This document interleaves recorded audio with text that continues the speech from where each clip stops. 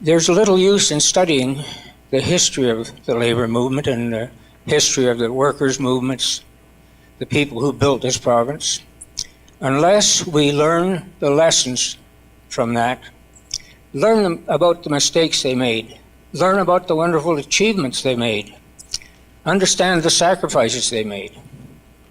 Because from this day forward, we are the ones that are going to be making history. And we want it to be a history that we can be proud of, that our grandchildren can be proud of.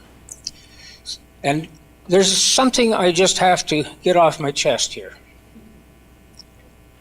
I hear so many people talking about workers, and they talk about the middle class. That's if you've got a two-car garage and a very high mortgage, and that's called the middle class. But ladies and gentlemen and friends, there is no middle class. There's a working class and there's an ownership class.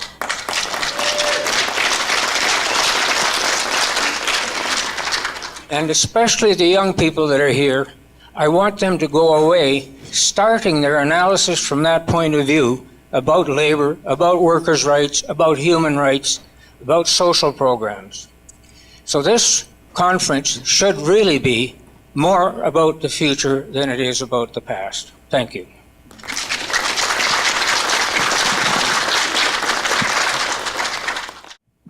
Five years ago, delegates to the Alberta Federation of Labor's 2007 convention had a very important decision to make. We were talking about our upcoming 100th anniversary, and we had to make a decision about how to recognize and commemorate this important event. On one hand, we could organize a party, or we could do something bigger.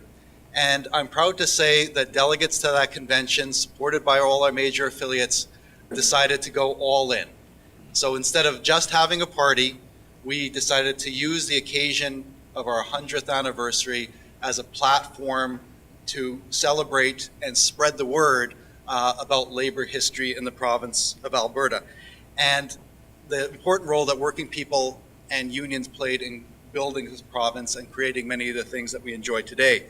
So to accomplish this goal of using our birthday as a platform, our unions committed to spend literally tens of thousands of dollars over a period of 5 years. And we also entered into a unique partnership with the Alberta Labour History Institute to help us get the job done. Now, the results of that partnership are all around us today. Many of you have seen the things that we have created as a result of this partnership. So, for example, there is a new and comprehensive labor history book that has been developed under the direction of Alvin Finkel from Athabasca University. We've produced a very exciting series of posters and booklets highlighting important events in Alberta labor history. ALHI has created probably one of the best labor history websites, not just in Canada, but perhaps in the whole English-speaking world. If you haven't visited, I would encourage you to do that. And you know, we've organized multimedia tours of the province. We've convinced museums and historical societies to erect prominent displays like the one you see in the foyer. And we've been in the media and on the news talking about workers and labor history. So through our partnership with ALHI, and as a result of some incredibly hard work by individuals like Dave Werlin, like Tom Fuller, Joan, Ron, Jim Selby, and perhaps most importantly, Winston Gerlach, who is now working for the Federation on this historical project. As a result of all this incredible creativity and hard work, we've accomplished something that I think might have seemed impossible 5 years ago when we were just conceiving this stuff. We've actually convinced thousands and thousands of people in Canada's most conservative province to think and talk about labor.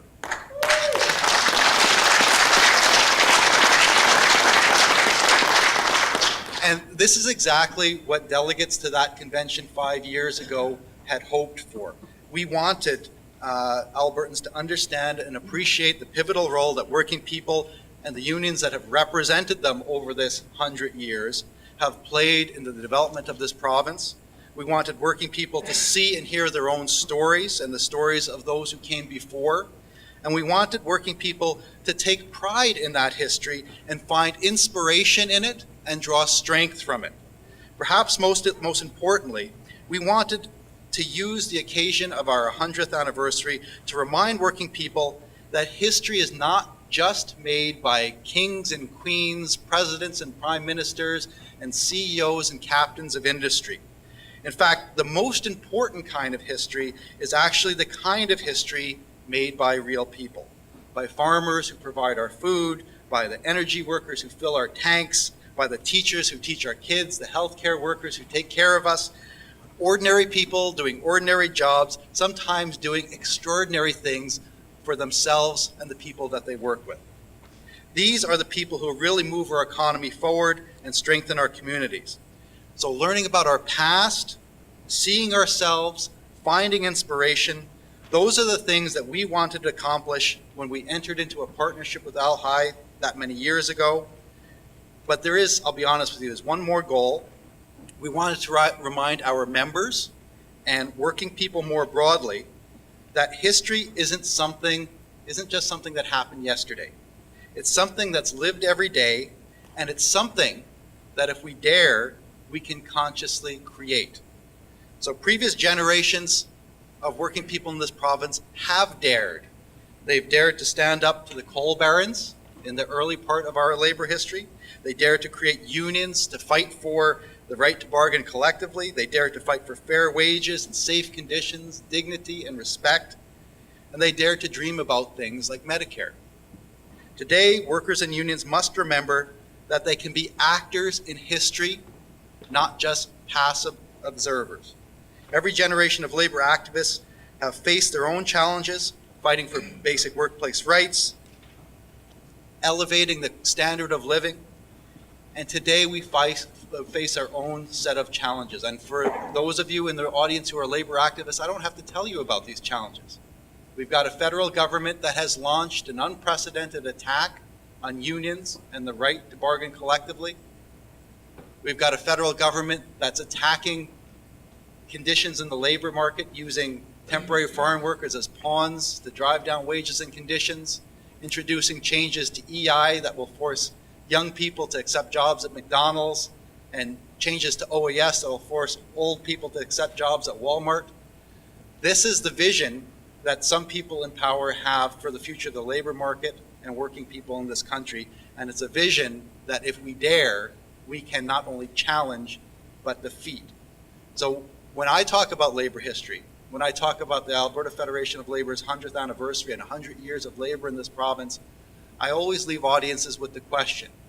We've learned what previous generations of labor activists and working people have done to defend their rights and find dignity and respect for working people. The question is, what page in history will we write? So today, as you hear these presentations, as you participate in the story circles, as you enjoy this wonderful conference that ALHI has put together for you, please think about that. What is the next page that Alberta workers and Alberta unions will write in our proud labor history? So with that, I just want to thank ALHI for organizing this conference. From the bottom of my heart, I want to thank them for the work that they've done with us in partnership over the last 5 years to make this celebration more than a party. But not to be too disparaging of a party, I want you to invite you to the party that we are having as part of the celebrations on June 16th. We've booked the entire Fort Edmonton Park. The whole park will be themed labor history, and it starts with a march from with banners, a banner parade from all of our unions at about 10:30 on Saturday morning, and there'll be a whole day of festivities, commemorations, speeches, music, and hopefully a lot of fun and solidarity.